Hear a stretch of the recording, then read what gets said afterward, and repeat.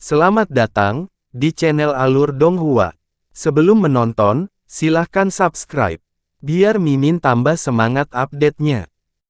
Xiao Qi sama sekali tidak tahu bahwa Ziyan datang untuk Phoenix Helianthus. Jika tidak, dia pasti tidak akan menjualnya sebelum kedatangannya. Namun, dia tidak sedikit pun panik ketika dia tertawa. Sepertinya Tuan Zi kebetulan membutuhkan sebatang Phoenix Helianthus. Kamu seharusnya memberitahuku lebih awal. Selama Tuan Zi membuka mulutnya, orang ini akan mengirimkannya secara pribadi kepada Anda di depan pintu rumah Anda. Namun sayangnya, Phoenix Helianthus di tangan ini baru saja dijual kepada pria lain tepat sebelum kedatangan Anda. Apa? Terjual? Ekspresi Ziyan berubah saat rasa jengkel memenuhi suaranya. Dijual kepada siapa? Siapa yang membelinya? Ini Phoenix Helianthus terakhir, aku harus memilikinya apapun yang terjadi, bahkan jika aku harus memperjuangkannya. Cepat, beritahu aku, kepada siapa kamu menjualnya. Ekspresi gembira muncul di wajah semua orang di ruangan itu, mata ejekan semuanya beralih ke arah Yunce. Xiao Qi berkata sambil tersenyum, jangan khawatir, Tuan Zi. Pria yang baru saja membeli Phoenix Helianthus masih di sini. Tuan Zi masih bisa berdiskusi baik dengannya. Wah, mungkin dia bahkan bersedia mentransfernya padamu.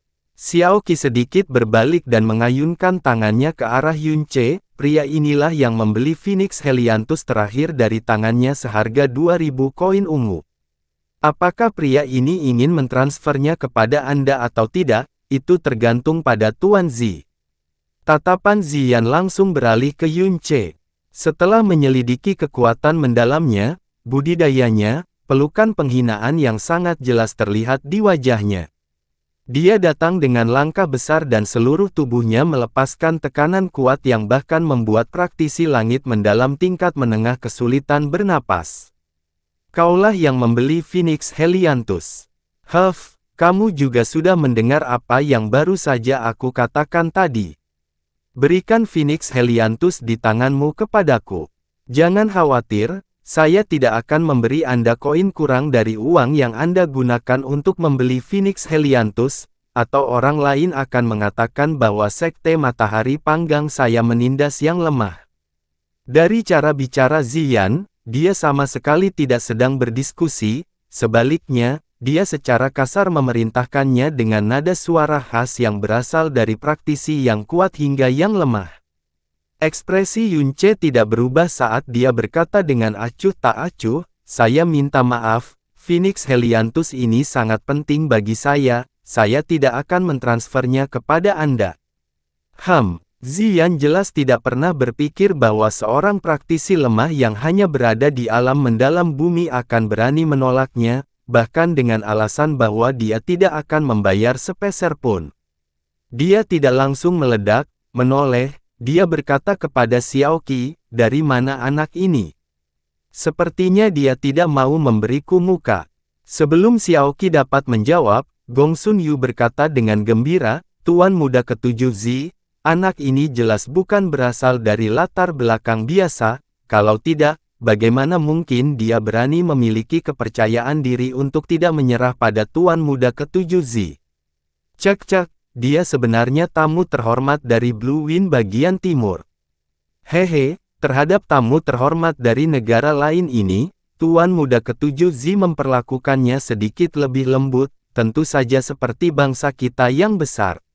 Negara Angin Biru, begitu dia mendengar nama, Blue Wind Nation, Ziyan langsung tertawa. Sebelumnya, ketika Yunce mengungkapkan bahwa dia berasal dari Blue Wind Nation, Gongsun Yu dan rekan-rekannya juga tertawa terbahak-bahak, seolah-olah namanya Blue Wind Nation bukanlah nama suatu negara, melainkan identik dengan lelucon.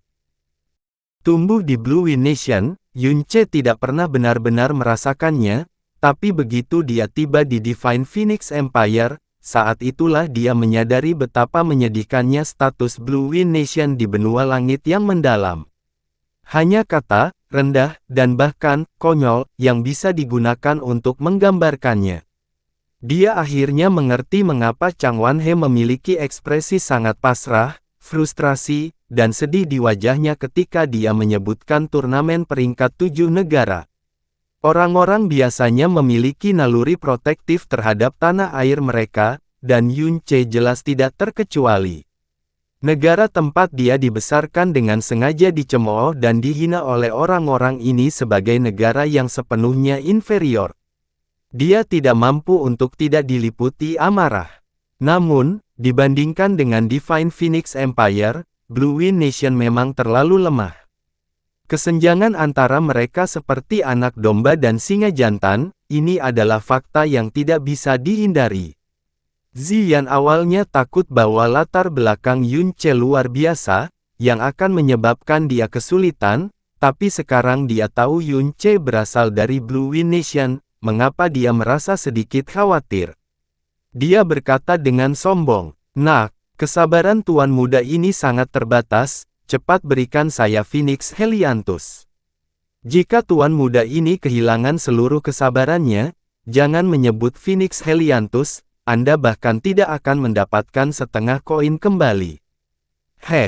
Nak, status seperti apa yang dimiliki tuan muda ketujuh Z? Dia bahkan setuju untuk berbicara dengan Anda sudah merupakan suatu kehormatan besar, Anda sebaiknya tidak gagal untuk menghargai kebaikannya. Gong Sun Yu berkata dengan sinis di sampingnya.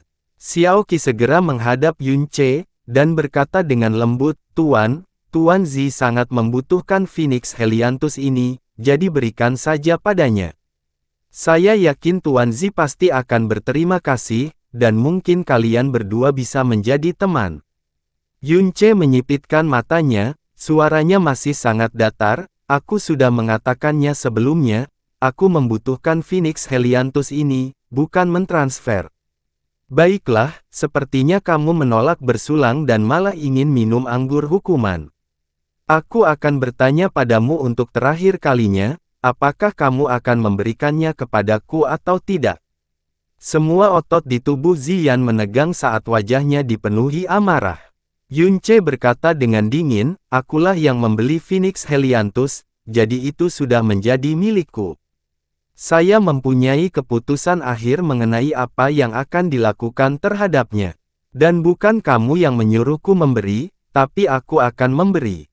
Jika Anda menginginkan Phoenix Helianthus, carilah di tempat lain, saya tidak punya waktu untuk menemani Anda. Setelah dia selesai berbicara, Yun Che segera berbalik dengan maksud untuk pergi.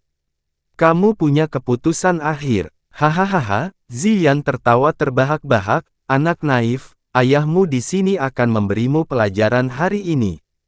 Tidak peduli apapun yang terjadi, di dunia ini, yang memiliki tinju paling keraslah yang akan mengambil keputusan akhir.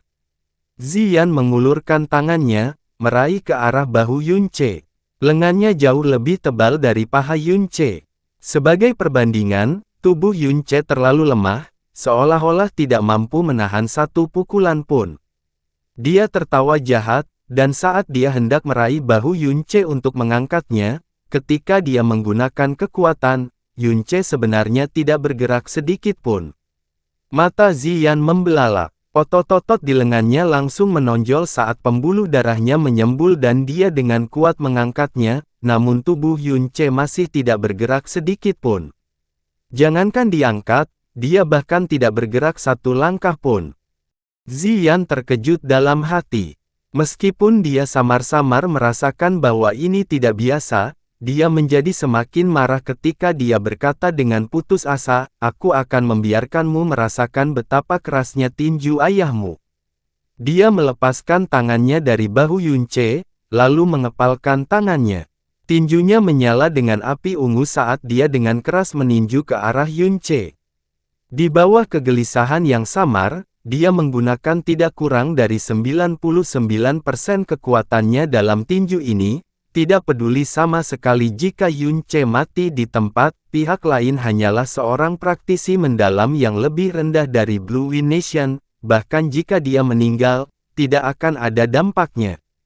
Tuan Zi, tindakan Ziyan membuat Xiao Qi menjerit ketakutan.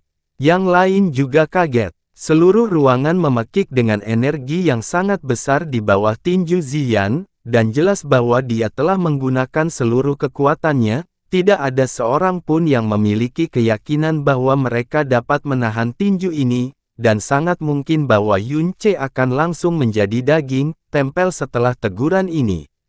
Tinju api ungu Ziyan yang menyala dengan kuat menghantam dada Yun Ce, dan mengeluarkan bunyi gedebuk yang sangat tumpul. Di bawah penyebaran energi dalam, seluruh ruangan bergetar hebat dan semua kursi yang tidak diduduki semuanya hancur. Retakan panjang bahkan muncul di ubin marmer di bawah. Bagaimana mungkin kekuatan seseorang yang berada setengah langkah di alam kaisar mendalam bisa menjadi kecil? Itu membuat semua orang yang hadir gemetar ketakutan. Dalam ketakutan mereka bahkan lebih terkejut lagi karena Ziyan akan menggunakan tangan yang begitu berat terhadap seorang praktisi Earth mendalam dari Blue Wind Nation. Ini sepertinya terlalu berlebihan, tapi begitu mereka melirik ke arah Yun Ce, mereka langsung tercengang dan tidak berani mempercayai mata mereka sendiri. Tangan Ziyan masih berada di dada Yun Ce, tapi Yun Ce tidak terlempar sama sekali. Dia bahkan tidak mundur setengah langkah, dan ekspresinya tidak berubah. Sebaliknya, wajah Ziyan di depannya yang awalnya dipenuhi dengan arogansi, tiba-tiba ditutupi dengan ekspresi yang sangat aneh. Pada saat ini, armor ringan di lengan kanannya tiba-tiba hancur berkeping-keping. Aliran darah mengalir deras seperti banjir yang dilepaskan dari bendungan, seketika mewarnai seluruh lengannya menjadi merah. Seolah-olah Ziyan terbangun dari mimpi buruk. Dia tersandung ke belakang, dan memahami persepsinya bahwa dia telah kalah saat lengan kanannya terkulai ke bawah. Dia mengeluarkan erangan menyakitkan yang dia coba sekuat tenaga untuk menahannya saat kedua pupilnya membesar, dipenuhi ketakutan yang mendalam. Kamu. Tinjumu ini sepertinya tidak terlalu bagus. Yun Ce mengulurkan tangan dan menepuk-nepuk pakaian di dadanya dengan wajah jijik. Kemudian, ekspresinya tiba-tiba berubah dingin saat dia meninju Ziyan. Ziyan secara naluriah mengulurkan lengan kirinya untuk memblokirnya, tetapi dengan jalan agung Buddha Yun Ce, bahkan jika dia tidak menggunakan energi yang dalam, kekuatan lengan mentahnya mencapai 10.000 kilogram yang menakutkan. Bagaimana Ziyan mampu memblokirnya? Hanya bunyi retak yang terdengar saat tulang lengan Ziyan patah menjadi beberapa bagian. Dia mengeluarkan jeritan menyedihkan seperti babi yang sekarat saat dia ditabrak dengan ganas, dan seluruh tubuhnya tenggelam jauh ke dalam dinding batu di belakang. Tidak peduli apa, mereka tidak pernah mengharapkan pemandangan seperti ini. Semua orang tercengang saat itu juga, status seperti apa yang dimiliki Ziyan. Keburukan macam apa dia? Tuan muda ketujuh dari Sekte Matahari Panggang, setengah langkah menuju Kaisar mendalam pada usia 28 tahun. Dia langsung menderita kekalahan telak di bawah tangan Yun Ce, dan tidak bisa melawan sama sekali. Itu sama sekali bukan karena Ziyan lemah, atau karena dia menahan diri. Tinju yang dia pukul pada Yun Ce jelas mengandung seluruh kekuatannya, sebaliknya, itu karena kekuatan praktisi Blue Wind ini, yang mereka hina dan cemoohan, terlalu menakutkan. Serangan Ziyan yang berisi seluruh kekuatannya sebenarnya tidak melukai sehelai rambut pun di tubuhnya. Namun tinju kasualnya, secara langsung telah menghancurkan tulang di lengan Ziyan, tubuh dan kekuatan mengerikan macam apa itu. Rasa dingin menyerbu punggung mereka selalu melihat ke bawah dan mencibir pada orang aneh yang begitu menakutkan.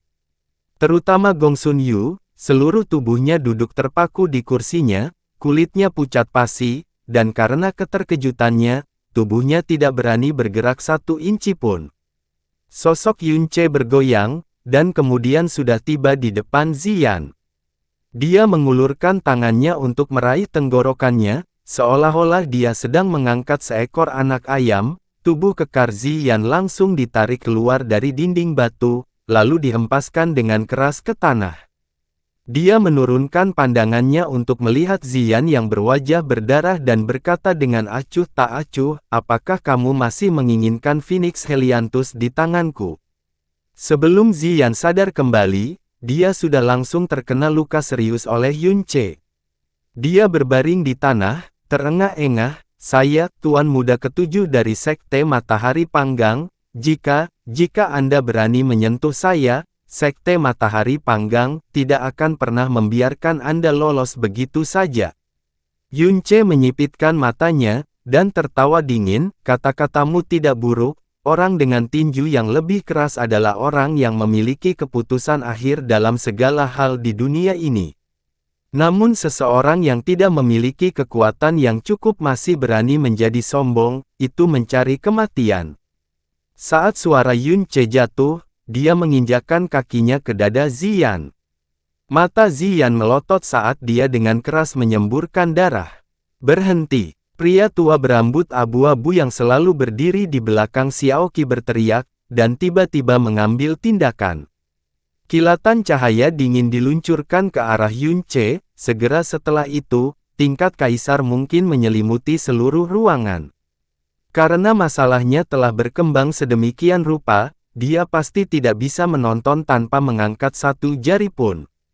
Kalau tidak, jika sesuatu yang permanen terjadi pada Ziyan, sangat mungkin bagi Sekte Roasting Sun untuk melampiaskan kemarahan mereka pada Falling Flame Merchant Guild. Minggir! Meskipun lelaki tua berambut abu-abu ini adalah kaisar asli, dia hanya berada di alam kaisar mendalam tingkat pertama, kaisar tingkat rendah. Bagi Yunce, dia sama sekali bukan ancaman. Tanpa menoleh, dia mengulurkan lengannya dan Phoenix Break menerobos udara, bertabrakan dengan seberkas cahaya dingin itu. Cahaya dingin itu langsung menghilang, namun Phoenix Break tidak berkurang sama sekali dan langsung menghantam dada pria tua itu. Karena terkejut, lelaki tua itu buru-buru memblokirnya. Setelah mundur 7 atau 8 langkah ke belakang, apakah dia nyaris berhasil menahan kekuatan Phoenix Break? Namun, kedua lengan bajunya telah terbakar abis. Ini, api Phoenix. Pria tua itu berkata dengan kaget, kamu dari Sekte Divine Phoenix. Semua orang dengan jelas melihat dan merasakan api Phoenix yang Yunce lemparkan. Tidak diragukan lagi itu adalah nyala api Phoenix, tidak mungkin untuk dipalsukan, dan nyala api Phoenix adalah nyala api yang dalam yang hanya dimiliki oleh Sekte Divine Phoenix. Seseorang yang mampu melepaskan api Phoenix hanya bisa menjadi anggota Sekte Divine Phoenix. Seseorang di puncak seluruh kekaisaran Phoenix ilahi. Hah! Yunce mendengus dingin. Dia tidak menjawab, dan jelas dia tidak cukup bodoh untuk menyangkalnya. Xiao tahu bahwa dia telah menendang lempengan besi. Di bawah keterkejutannya yang tersisa, yang dia pikirkan hanyalah bagaimana dia akan memotong-motong tubuh Yunce menjadi 10.000 keping suatu hari nanti. Tapi begitu dia secara pribadi melihat Yunce melemparkan api Phoenix itu, seluruh tubuhnya bergetar hebat, dia tidak akan pernah bisa membalas kebencian ini. Sekte Phoenix Suci adalah sebuah eksistensi yang sama sekali tidak mampu diprovokasi oleh Sekte Matahari Panggang. Sekte Matahari Panggangnya dikenal sebagai sekte nomor 2 di Divine Phoenix, namun perbedaan kekuatan antara keduanya sangat berbeda seperti langit dan bumi. Jadi itu adalah saudara dari Sekte Divine Phoenix, akulah yang memiliki mata tetapi tidak melihat. Cedera ini sama sekali tidak adil, Ziyan bersikap memohon.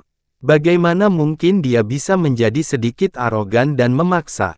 Jika aku tahu sebelumnya bahwa itu adalah saudara dari Sekte Phoenix Suci, bahkan jika aku punya nyali sebesar langit, aku tidak akan berani menyinggung perasaanmu. Jika saudara tidak merasa puas, tolong tinggalkan aku jejak transmisi suaramu.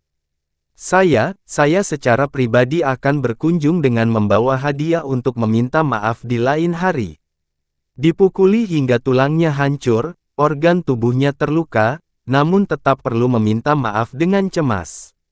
Ini adalah pencegahan dan pengaruh besar yang dimiliki oleh Sekte Divine Phoenix di Divine Phoenix Empire. Semua orang di ruangan itu sudah berdiri, dan berdiri kokoh di tempatnya. Mereka bahkan tidak berani menarik napas terlalu dalam saat mereka menatap Yun Che dengan mata penuh rasa hormat. Adapun Gong Sun Yu, yang terus-menerus mengejek Yun Che, dia berkeringat deras.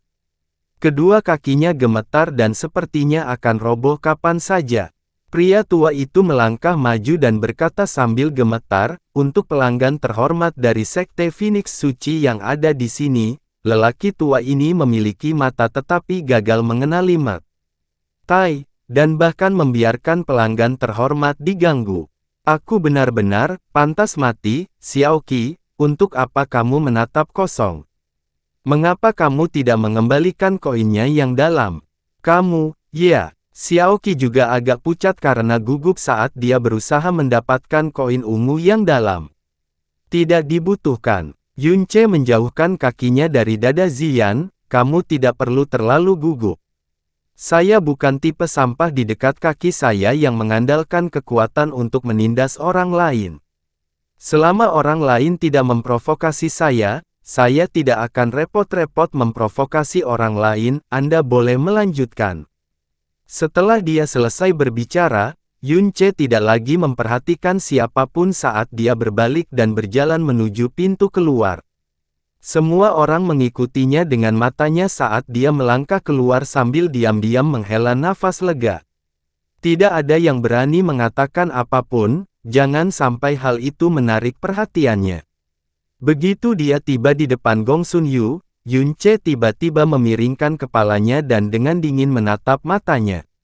Dengan teriakan kaget, kedua kaki Gong Sun Yu menjadi lemas saat dia terjatuh ke tanah dengan pantatnya, hanya sampai Yun Che berjalan sangat jauh barulah dia sadar kembali. Dia hampir kehilangan kendali atas kandung kemihnya. Sekte Divine Phoenix menguasai Divine Phoenix Nation selama 5.000 tahun, ketenarannya telah lama mapan. Kekuatan pencegahnya berada pada tingkat yang tidak dapat dipahami oleh negara lain, Yun Che hanya bisa menghela nafas dalam hatinya. Jika Kaisar Angin Biru juga sekuat ini, kekacauan yang terjadi sebelumnya di keluarga kekaisaran tidak akan terjadi. Saat dia hendak keluar kamar, sensasi aneh tiba-tiba datang dari belakang. Langkah kaki Yun Che terhenti, dan langsung berbalik. Melihat setiap wajah dipenuhi dengan rasa hormat, dengan beberapa wajah yang ketakutan, tatapannya sekilas melewati setiap orang. Setelah sedikit mengernyitkan alisnya, dia pergi dengan langkah lambat. Setelah keluar dari Falling Flame Merchant Guild, sosok Yun Che dengan cepat tenggelam ke dalam arus orang-orang di jalanan kota Divine Phoenix. Dengan Phoenix Helianthus yang sudah ada di tangannya, apa yang harus dia lakukan selanjutnya tidaklah rumit, yaitu menemukan tempat yang tenang di mana dia tidak akan diganggu. Pada saat ini, langkah kaki Yun Che tiba-tiba berhenti saat dia berbalik secepat kilat. Matanya yang tajam menyapu bagian belakangnya, namun tatapannya tidak menemukan sesuatu yang berbeda, bahkan sensasi sesaat itu juga telah memudar tanpa bekas. Apakah dia salah? Mustahil, bagaimana mungkin dia bisa salah dalam hal seperti ini? Misalnya, dia merasakan tatapan aneh yang menatapnya sesaat sebelumnya. Sebelum dia meninggalkan Falling Flame Merchant Guild, dia juga merasakan sensasi yang sama. Sensasi semacam ini tidak datang dari persepsinya, melainkan naluri. Itu adalah naluri yang didapat yang lahir setelah diburu hingga ke ambang hidup dan mati. Jika perasaan seperti ini muncul dari persepsinya, mungkin itu adalah kesalahpahamannya. Tapi karena itu semacam naluri, itu pasti tidak salah, karena itu telah menyelamatkan nyawa Yun Che berkali-kali sebelumnya. Namun, reaksi cepat kilat Yun Che yang mencari asal mula sensasi ini sebenarnya tidak menghasilkan keuntungan apapun. Jika dia tidak salah, maka itu hanya berarti pihak lain menyembunyikan kemampuannya, dan berada pada level tinggi yang menakutkan. Di benua langit yang mendalam, ini adalah pertama kalinya Yun Che tidak bisa merasakan keberadaan targetnya setelah terdeteksi. Siapa sebenarnya itu, kenapa mereka menatapku? Di Divine Phoenix City, seharusnya tidak ada orang yang mengenaliku.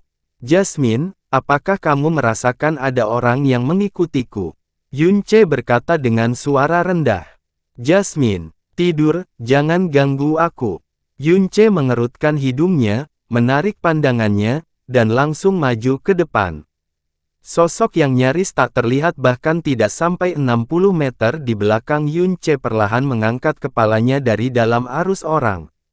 Matanya berkilat takjub. 1 jam kemudian, Yunce kembali ke penginapan yang dia tinggali tadi malam.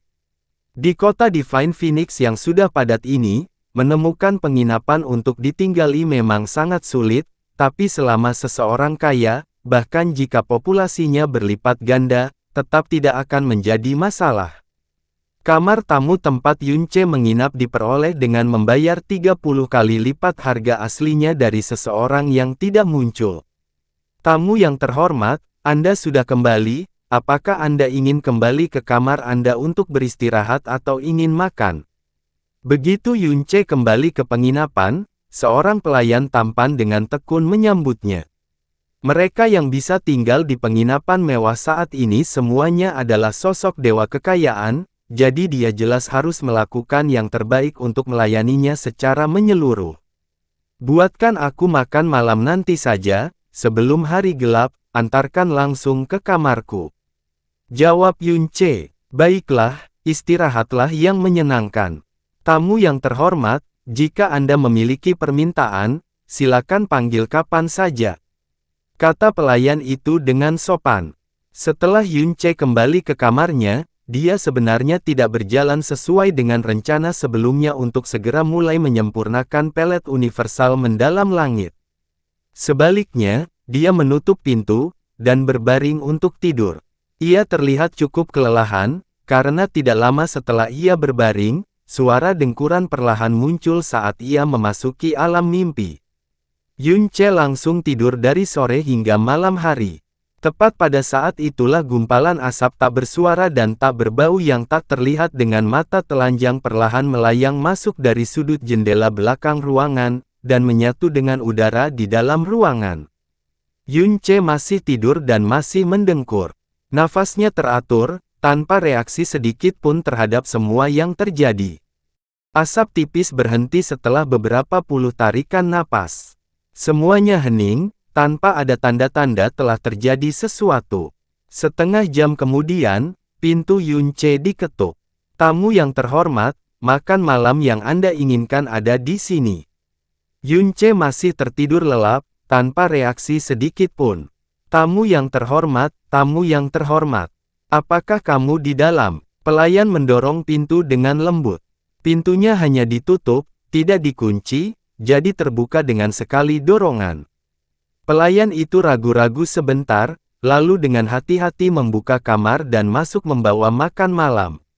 Suara langkah kaki pelayan terdengar agak berat, dan porselen di atas nampan di tangannya juga menimbulkan suara benturan, namun Yunce yang terbaring di tempat tidur tetap tidak merespon.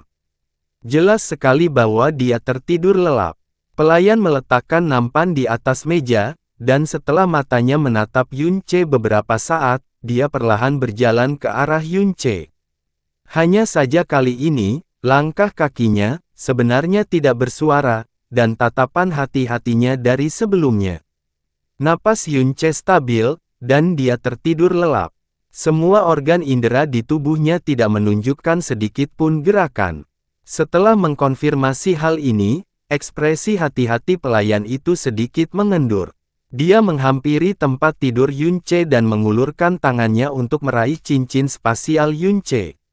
Tepat pada saat jari-jarinya hendak menyentuh Yunce, tangan Yunce tiba-tiba terangkat seperti kilat dan meraih pergelangan tangan pelayan. Di saat yang sama, matanya yang terpejam sepanjang sore juga tiba-tiba terbuka. Seberapa besar kekuatan yang dimiliki genggaman Yunce? Bahkan jika itu adalah kaisar yang telah direbut seperti ini, pada dasarnya mereka tidak boleh berpikir untuk berjuang bebas dengan mudah.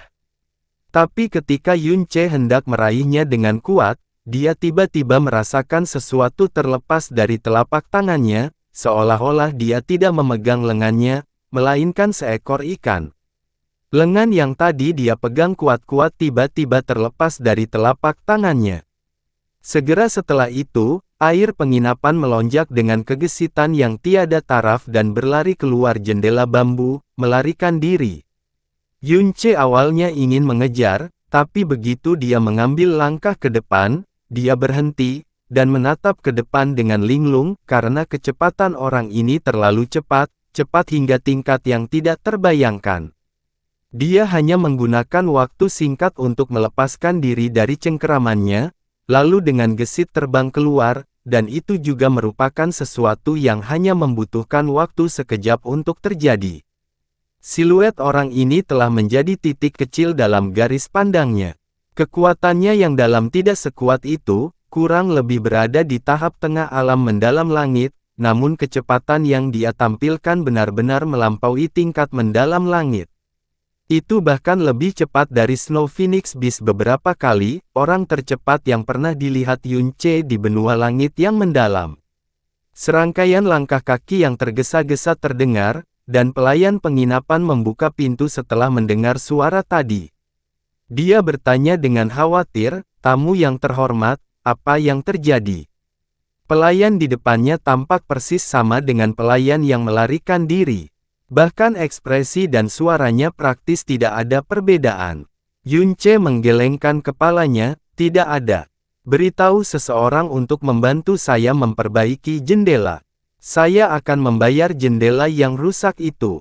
Setelah menyuruh pelayan penginapan untuk pergi, Yunce berdiri di dekat jendela, mengamati cincin spasial di tangannya, dan merenung sejenak.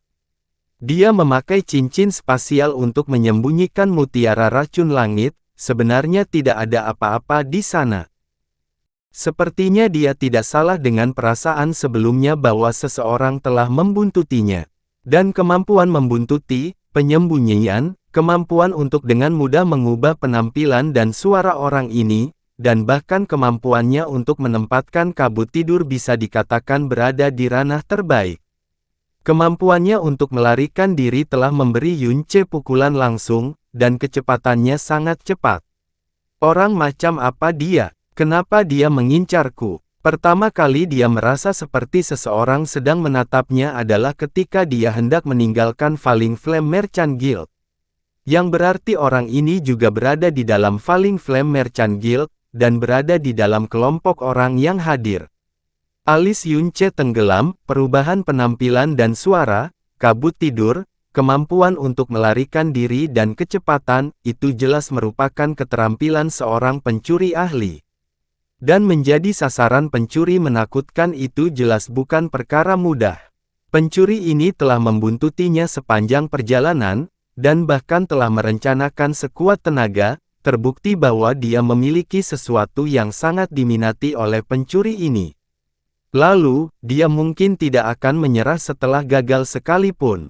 Dia seharusnya kembali lagi. Tidak lama kemudian, tukang reparasi jendela datang. Yun meninggalkan penginapan. Setelah berpikir sejenak, dia langsung menuju ke arah Falling Flame Merchant Guild. Karena orang itu mengikutinya, maka dia mungkin telah pergi setelah kepergiannya dari Falling Flame Merchant Guild. Ini berarti dia hanya bisa menanyakan siapa yang tersisa setelahnya dan mungkin menemukan sesuatu. Senja sudah turun, namun jalanan masih riuh seperti sebelumnya. Setelah mencapai area Falling Flame Merchant Guild, apakah itu menjadi terpencil? Yunce memilih untuk berjalan di beberapa jalan dengan sedikit pejalan kaki, dan saat ini, jeritan seorang wanita muda terdengar, "Selamatkan aku, selamatkan aku. Hehehehe, kamu telah jatuh ke tangan tuan besar ini, namun kamu berpikir untuk melarikan diri." Hahaha. Di sudut depannya, seorang wanita muda bergegas berlari mendekat. Wanita muda itu berpakaian biru. Dengan wajah seperti bunga persik dan sepasang mata yang jernih, dia bisa dianggap sebagai kecantikan yang akan membuat pria terpesona seketika, dan membuatnya merasakan kelembutan. Di belakangnya ada seorang pria parubaya dengan perawakan tegap yang dengan santai mengejarnya. Tawa cabul keluar dari mulutnya, seolah-olah dia sedang memainkan permainan kucing menangkap tikus. Wanita muda itu memandang Yun Ce seolah-olah dia tiba-tiba menemukan harapan terakhir dari dalam keputusasaannya. Dia berlari seolah-olah hidupnya bergantung pada hal itu, bersembunyi di belakang Yun Ce, dan memohon. "Tuan, mohon belas kasihan dan selamatkan saya, pengganggu jahat itu, dia tidak pantas terhadap saya, Tuan, tolong selamatkan saya." Yun Ce mengulurkan tangan, menyembunyikan wanita itu di belakangnya, dan kemudian dengan dingin menatap pria yang mengejar di depan matanya. Dia berkata dengan jujur, "Jangan takut Nona, denganku di sini, pria itu seharusnya tidak berpikir untuk menyentuh sehelai pun rambutmu." Di bawah sinar bulan yang damai dan cerah di mana semuanya jelas, Anda benar-benar berani secara terbuka menyerang seorang wanita dari keluarga baik-baik di jalan. Anda sangat berani, dan tidak bisa dimaafkan. Hahaha, pria parubaya itu tertawa terbahak-bahak. "Nak, kamu bahkan belum menumbuhkan rambut apapun, namun kamu bahkan berani meniru pahlawan yang menyelamatkan kecantikan orang lain. Cepat pergi dari pandangan ayah ini, jika tidak, ayah ini akan menjagamu terlebih dahulu. Kamu mencari kematian." Yun Ce sangat marah. Hanya dengan satu langkah, dia mengepalkan tinjunya.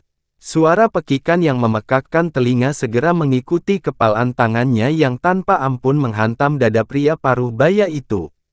Mata pria parubaya itu tiba-tiba melebar saat dia menahan erangan dan terbang ke kejauhan, lalu pingsan di tempat.